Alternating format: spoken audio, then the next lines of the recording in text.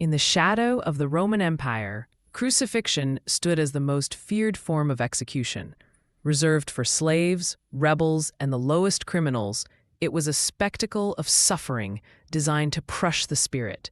The cross, a symbol of terror, was Rome's ultimate tool of domination. Victims hung for days, enduring unimaginable pain under the scorching sun, their agony echoing through history as a grim testament to imperial cruelty. Crucifixion was not just a method of execution, it was a statement of power. Originating in Persia and perfected by Rome, it targeted those who dared challenge the empire's might. Slaves, pirates, and insurgents faced this brutal fate, their deaths serving as a warning to all. Roman law codified its use, ensuring crucifixion was a punishment so vile, even speaking of it invoked fear. The cross became Rome's ultimate symbol of control. Before the cross came the scourging, a brutal prelude to death. Victims were stripped, bound, and whipped with leather lashes embedded with metal.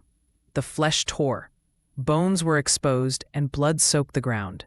Then came the mocking, a crown of thorns, a robe of ridicule. The condemned carried their own crossbeam through jeering crowds, each step a march toward unbearable suffering. Humiliation was the first wound. Death would come later. The crucifixion itself was a calculated horror. The victims' wrists and feet were nailed to the crossbeam, the weight of their body tearing at the wounds with every labored breath. Some were tied, prolonging the agony. The cross was raised, the body left to sag, muscles cramping, lungs struggling for air. Death came slowly, sometimes over days, as the victim battled thirst, exhaustion, and the relentless pull of gravity. Crucifixion was a masterpiece of physiological torment. The victim's arms, stretched taut, made breathing a struggle. Each gasp required lifting the body, scraping torn flesh against the cross. Dehydration set in, the tongue swelling, the throat parched.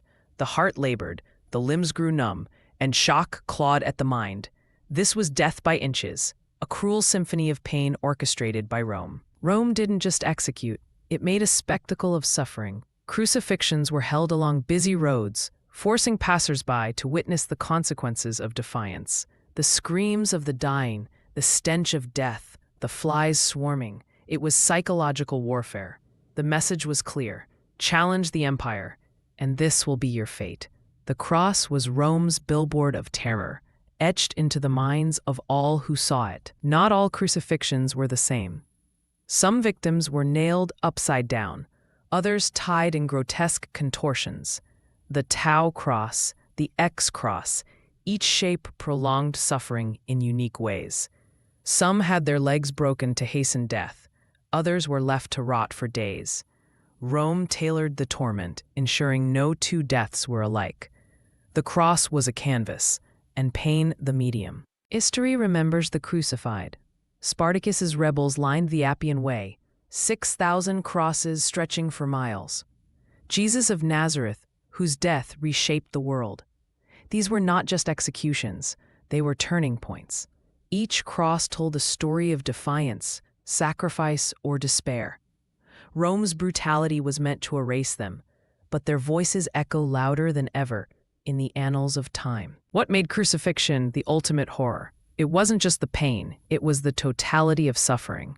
Physical agony, psychological torment, social shame, all woven into one prolonged nightmare. No other punishment so perfectly embodied Rome's cruelty.